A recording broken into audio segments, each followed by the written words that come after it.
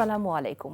কানিজ ফাতেমা লোপা স্বাগত জানাচ্ছি এনটিভির দুপুরের খবরে। ক্রাউন সিমেন্ট শিরোনাম দেখছিলেন, জানাবো পুরো খবর।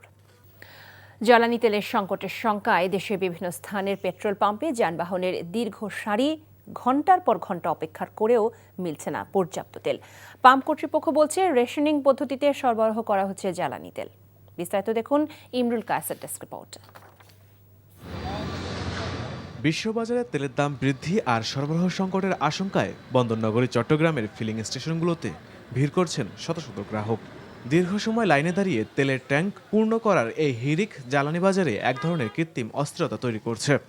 যদিও সরকারি তথ্য বলছে দেশে পর্যাপ্ত জ্বালানি মজুদ রয়েছে। দীর্ঘ লাইন ধরে এসে এখনো পাচ্ছি না। পেট্রোল পাম্প সবগুলো অযথাই বন্ধ করে রাখছে। আমার কেন জানি মনে হচ্ছে এটা একটা এক ধরনের সিন্ডিকেট। রাজশাহীর পেট্রোল পাম্পগুলোতে রেশনিং পদ্ধতিতে সরবরাহ করা হচ্ছে জ্বালানি তেল। দীর্ঘ লাইনে অপেক্ষা করে গ্রাহকদের নিতে হচ্ছে জ্বালানি। তেল থেকেও বলে যে তেল নাই, ভোগান্তি।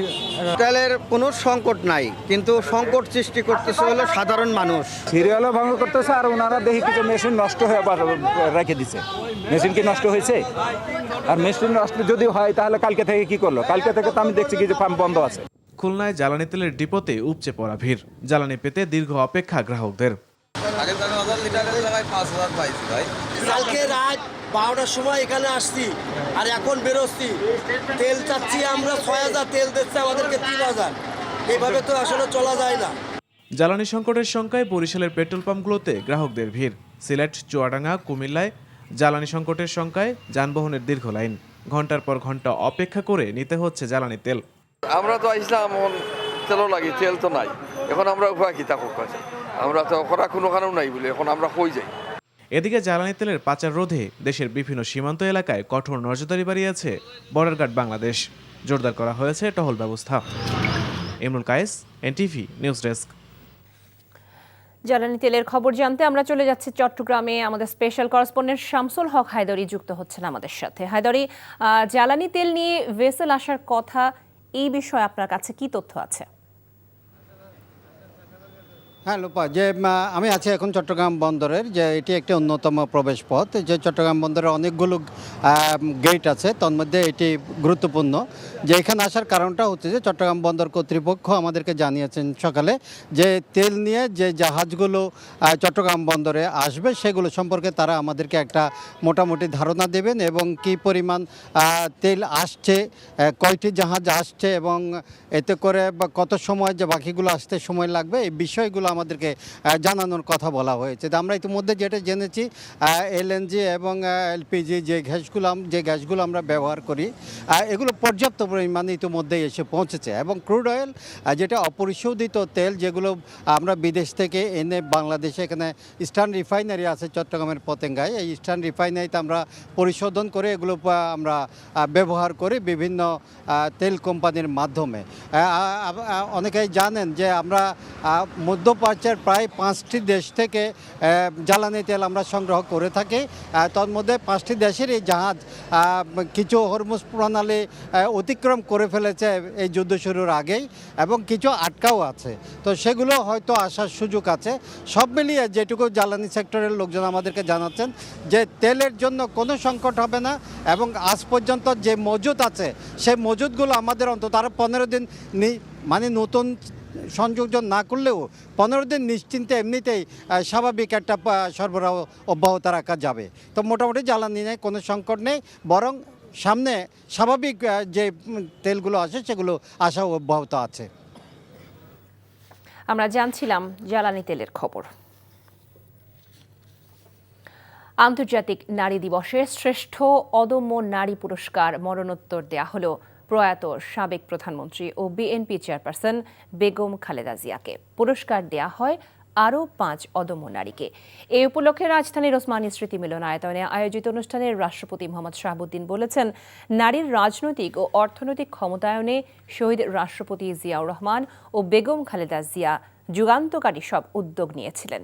বলেন, নারীকে রাষ্ট্র ও সমাজের মূলধারা থেকে দূরে রেখে জাতীয় অগ্রগতি ও সমৃদ্ধি সম্ভব নয়।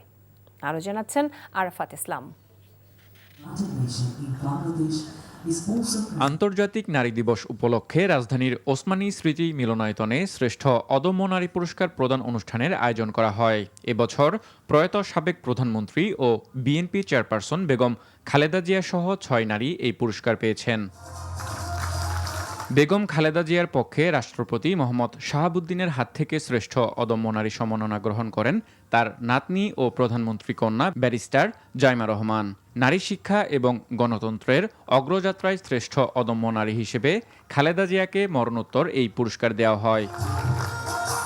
অনুষ্ঠানে উপস্থিত ছিলেন প্রধানমন্ত্রী তারেক রহমানের সহধর্মিণী ডাক্তার জোবাইদা রহমান। তিনি বলেন, শত অত্যাচারেও বেগম খালেদা জিয়া ছিলেন অদম্য ও অবিচল। আপোষহীন বহুদলীয় গণতন্ত্রের নেত্রী বেগম খালেদা জিয়া। তিনি মা, তিনি যোদ্ধা, তিনি ন্যায় বিচারক, তিনি আমাদের চলার পথের পাথেয়, গণতন্ত্রের পথপ্রদর্শক।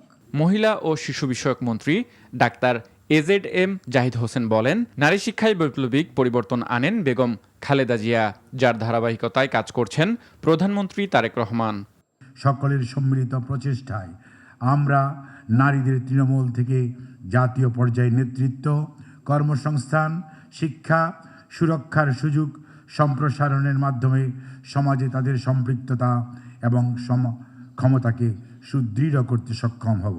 রাষ্ট্রপতি মোহাম্মদ শাহাবুদ্দিন বলেন, নারীর উন্নয়ন ও সমৃদ্ধির জন্য পরিকল্পনার পাশাপাশি ঘরে বাইরে নারীর নিরাপত্তা ও সমান সুযোগ নিশ্চিত করা জরুরি। শহীদ রাষ্ট্রপতি জিয়াউর রহমান যে ভিত্তি স্থাপন করেছিলেন সেটিকে আরও শক্তিশালী ও সময় উপযোগী রূপ দেন দেশনেত্রী বেগম খালেদা জিয়া। নারী দিবসের আলোচনা ও অদম্য নারী পুরস্কার অনুষ্ঠানে বিভিন্ন শ্রেণী পেশার মানুষ অংশ নেন। আরাফাত ইসলাম, NTV নিউজ, ঢাকা। নির্বাচন পরবর্তী নারীদের প্রতি রাজনৈতিক সহিংসতা বেড়েছে। এসব সহিংসতা বন্ধ করতে সরকারের প্রতি আহ্বান জানিয়েছেন জাতীয় নাগরিক পার্টির আহ্বায়ক নাহিদ ইসলাম। সকালে রাজধানীর সেগুনবাগিচায় ঢাকা রিপোর্টার্স ইউনিটিতে জাতীয় নারী শক্তির আত্মপ্রকাশ অনুষ্ঠানে এই আহ্বান জানান তিনি। বলেন, বিচারহীনতার সংস্কৃতি থেকে নারীর প্রতি সহিংসতা দিন দিন বাড়ছে। এ সময় মনিরা শারমিনকে আহ্বায়ক ও ডাক্তার মাহমুদা আলম মিতুকে সদস্য সচিব করে 3 সদস্যের জাতীয় নারী শক্তির কমিটি ঘোষণা করা হয়। কমিটির মুখ্য সংগঠকের দায়িত্বে থাকবেন নুসরাত তাবাসসুম। এই কমিটি নারী অধিকার রক্ষায় কাজ করবে বলে জানান নাহিদ ইসলাম। তিনি বলেন, এনসিপির সহযোগী সংগঠন হলেও নারী শক্তি স্বাধীনভাবে কাজ করবে।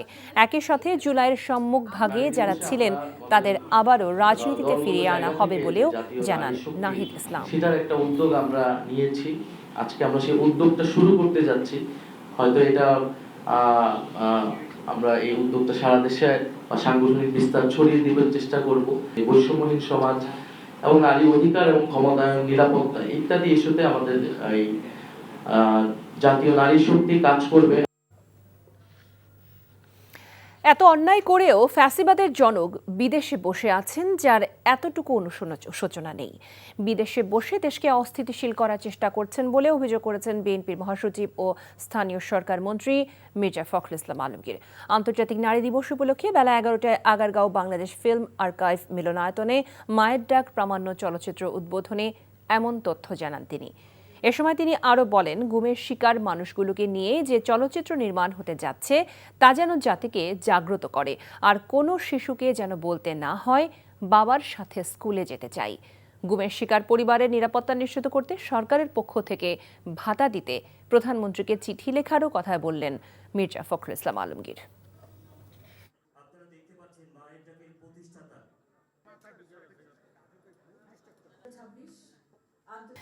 প্রধানমন্ত্রীর রাজনৈতিক উপদেষ্টা মির্জা আব্বাসকে অপরাধমূলক ভয় ভীতি দেখানো ও মানহানির অভিযোগে এনসিপির মুখ্য সমন্বয়ক নাসির উদ্দিন পাটোয়ারির বিরুদ্ধে করা মামলায় আদালতে হাজির হতে সমন জারি করা হয়েছে। সকালে ঢাকার মেট্রোপলিটন ম্যাজিস্ট্রেট মোহাম্মদ হাসান শাহাদাতের আদালতে মামলার আবেদন করেন রাজধানীর রমনা থানার বিএনপির বর্তমান সভাপতি মোহাম্মদ আশরাফুল ইসলাম। বাদীপক্ষের আইনজীবী মোহাম্মদ আমিরুল ইসলাম আমির এ তথ্য নিশ্চিত করে জানান, এই আবেদনের ওপর শুনানি শেষে আদালত নাসির উদ্দিন পাটোয়ারিকে আদালতে হাজির হতে সমন জারি করেছে। ও সারাক্ষণ সারাদিন এসব অশ্রাব্য ভাষা, অকথ্য ল্যাঙ্গুয়েজ ব্যবহার করতেই থাকবে। আবাল বৃদ্ধ বনিতা থেকে শিশু থেকে শুরু করে সবাই এই নোংরা ভাষাগুলি শিখবে, এটা কি খুব ভালো দেশের জন্য, নাগরিকদের জন্য ভালো, সমাজের জন্য ভালো? আমাদের কি কোনো দায়বদ্ধতা নেই? ওকে থামানোর জন্য আইন ছাড়া আমাদের কি উপায় থাকতে পারে বলেন তো আপনি? বিজ্ঞ আদালত সবকিছু পর্যালোচনা করেছেন, অনেক সময় নিয়ে উনি পর্যবেক্ষণ করেছেন। পর্যবেক্ষণ করে যখন দেখেছেন যে বাদীর আর্জিতে যা লিখা এটা সপক্ষের ডকুমেন্টসগুলো উনি অ্যানালাইসিস করেছেন, করে দেখে তারপর উনি আসামির বিরুদ্ধে সমন ইস্যু করে মামলা আমলে নিয়ে আসামির বিরুদ্ধে সমন ইস্যু করেছেন। আধুনিক প্রযুক্তির যুগে হাতে তৈরি তাঁত শিল্পকে টিকিয়ে রাখতে গতানুগতিক পণ্যের বাইরে তৈরি করতে হবে অঞ্চল ভিত্তিক বিশেষ পণ্য। বিশেষ সামনে নিজেদের পণ্য তুলে ধরতে যেতে আন্তর্জাতিক প্ল্যাটফর্মগুলোতে, এমন কথা জানিয়েছেন বস্ত্র ও পাট মন্ত্রী খন্দকার আব্দুল মুক্তাদির। দুপুরে রাজধানীর ধানমন্ডির বেঙ্গল শিল্পালয়ে 10 দিনব্যাপী তাঁত শিল্প মেলার উদ্বোধনী অনুষ্ঠানে তিনি বলেন, তাঁত শিল্পীরা নিজেদের বিশেষত্ব প্রদর্শনে ব্যর্থ হলে তার জায়গা নেবে AI ভিত্তিক প্রযুক্তি। তাঁত শিল্প বর্তমানে রপ্তানির পাশাপাশি জিডিপিতেও 2% অবদান রাখছে বলেও তিনি জানান। বলেন, নির্বাচনী ইশতেহার মেনে বিএনপি সরকার 1 গ্রাম 1 পণ্য তৈরির নীতিতে এগোবে। এক্ষেত্রে ওই খাতের পণ্য উৎপাদনকারীদের প্রশিক্ষণের পাশাপাশি নীতি সহায়তাও দেয়া হবে। পরে মেলার বিভিন্ন স্টল ঘুরে দেখেন পাট ও বস্ত্রমন্ত্রী। এবার মেলায় দেশের বিভিন্ন অঞ্চল থেকে 15টি প্রতিষ্ঠান অংশ নিয়েছে। এই ছিল দুপুরের খবরে। এই খবরের ভিডিও সহ আপডেট জানতে ভিজিট করুন NTV অনলাইন www.ntvbd.com। এছাড়াও NTVর জনপ্রিয় সব অনুষ্ঠান ও খবরের আপডেট জানতে ভিজিট করুন আমাদের ইউটিউব ও ভেরিফাইড ফেসবুক পেজ। 5টায় দেশের খবর দেখার আমন্ত্রণ রইল। সবাইকে ধন্যবাদ।